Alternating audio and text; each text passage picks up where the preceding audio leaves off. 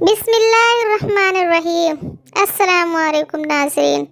آج کا ہمارا موضوع ہے نبی صلی اللہ علیہ وسلم کی اپنی بیٹی سے پیشین گوئی کے بارے میں۔ حضرت عائشہ رضی اللہ عنہا سے روایت ہے کہ رسول اللہ صلی اللہ علیہ وسلم نے اپنی مرض وفات میں ایک دن اپنے شہزادی فاطمہ رضی اللہ عنہا کو اپنے پاس بلایا اور رازداری کے طور پر ان سے کوئی بات کی تو وہ رونے لگی۔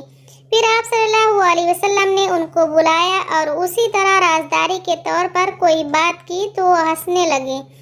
حضرت عائشہ رضی اللہ عنہا فرماتی ہیں کہ میں نے اس کے بارے میں ان سے پوچھا تو انہوں نے بتلایا کہ پہلی مرتبہ حضور صلی اللہ علیہ وسلم نے جب مجھ سے رازداری کے طور پر بات کی تھی تو مجھے یہ اطلاع دی تھی کہ آپ اسی مرض میں وفات پائیں گے جس میں آپ صلی اللہ علیہ وسلم کی وفات ہوئی، تو میں رنج اور صدمے سے رونے لگی تھی۔ آپ صلی اللہ علیہ وسلم نے جب دوبارہ اسی طرح رازداری سے بات کی تو آپ صلی اللہ علیہ وسلم نے مجھے بتلایا کہ آپ صلی اللہ علیہ وسلم کے گھر والوں میں سب سے پہلے میں ہی آپ صلی اللہ علیہ وسلم کے پیچھے روانہ ہوں گی اور آپ صلی اللہ علیہ وسلم سے جا ملوں گی، تو مجھے خوشی ہوئی اور میں ہنسنے لگی۔ حضرت عائشہ صدیقہ رضی اللہ عنہا کی صحیح بخاری ہی کی ایک دوسری روایت میں تفصیل ہے کہ حضور صلی اللہ علیہ وسلم کے مرض وفات میں جس دن یہ واقعہ ہوا اور حضرت صدیقہ رضی اللہ عنہا نے حضرت سیدہ فاطمہ رضی اللہ عنہا سے دریافت کرنا چاہا کہ حضور صلی اللہ علیہ وسلم نے تم سے کیا بات فرمائی تھی جس کی وجہ سے تم پہلے رونے لگی تھی اور پھر جلدی ہی ہنسنے لگی تھی، تو حضرت فاطمہ رضی اللہ عنہا نے اس دن نہیں بتلایا بلکہ یہ کہا کہ جو بات حضور صلی اللہ علیہ وسلم نے رازداری کے ساتھ فرمائی ہے اس کو میں ظاہر نہیں کر سکتی۔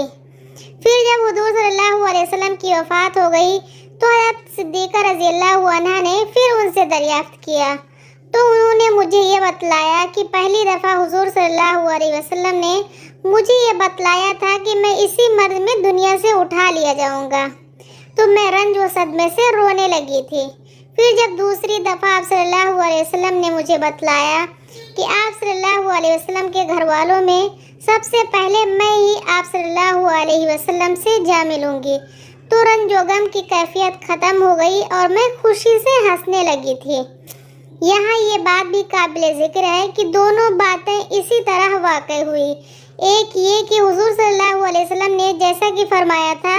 اسی مرض میں وفات پائی، اور آپ صلی اللہ علیہ وسلم کے بعد آپ صلی اللہ علیہ وسلم کے اہل ویال میں سب سے پہلے سیدہ فاطمہ رضی اللہ عنہا کی ہی وفات ہوئی صرف 6 مہینے کے بعد۔ یقیناً یہ ان پیشین گوئیوں میں سے ہے جو آپ صلی اللہ علیہ وسلم کی نبوت کی روشن دلیل ہے۔ سیدنا ابو مالک اشعری رضی اللہ عنہ سے روایت ہے کہ رسول اللہ صلی اللہ علیہ وسلم نے فرمایا 4 امور جاہلیت ہے لیکن ان کو چھوڑا نہیں جائے گا: حسب پر فخر کرنا، نسب پر طعن کرنا، تاروں کے ذریعے بارش طلب کرنا اور نوحہ کرنا۔ نوحہ کرنے والی عورت اگر وفات سے پہلے توبہ نہیں کر لیتی تو اسے اس حال میں قیامت کے دن کھڑا کیا جائے گا کہ اس پر تارکول یا خارش کی کمیز ہوگی۔ آپ صلی اللہ علیہ وسلم نے فرمایا میری امت میں جاہلیت کے 4 کام ایسے ہیں جنہیں وہ ترک نہیں کریں گے: حسب پر فخر کرنا، نسب پر طعن کرنا، تاروں کے ذریعے بارش طلب کرنا اور میت پر نوحہ کرنا۔ نیز فرمایا اگر نوحہ کرنے والی عورت نے مرنے سے پہلے توبہ نہ کی تو قیامت کے دن اس طرح کھڑی ہوگی کہ اس پر تارکول کے کرتے ہوں گے، پھر ان پر آگ کے شعلوں کی کمیز چڑھا دی جائے گی۔ اللہ تعالی ہم سب کو نیک عمل کرنے کی توفیق عطا فرمائے، آمین۔ خدا حافظ۔